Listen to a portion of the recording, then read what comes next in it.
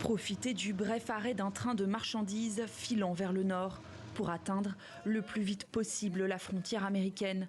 Non loin de Mexico, ils sont des milliers à tenter leur chance sans vraiment savoir ce qui les attend à l'arrivée. J'ai compris qu'ils vont modifier le titre 42 qui sera remplacé par le titre 8. Mais je ne sais pas quelles seront les nouvelles restrictions. C'est encore assez confus pour nous.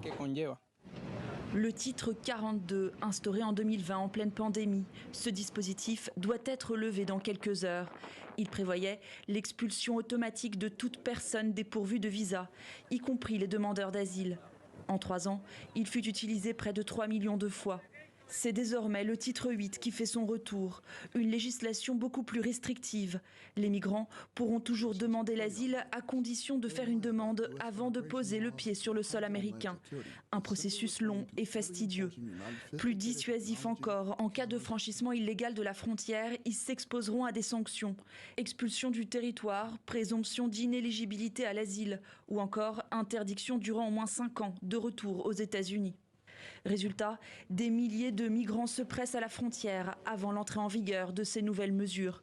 Washington met en garde les candidats à l'exil.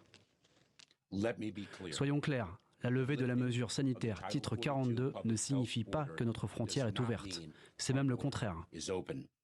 En vertu du titre 8 du Code des États-Unis, les conséquences seront plus sévères pour les personnes qui la franchissent illégalement.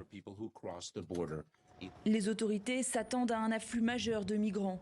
Le président américain prédit une situation chaotique. Plus de 25 000 agents et soldats ont été envoyés en renfort à la frontière. Les États-Unis prévoient également d'augmenter les vols de rapatriement.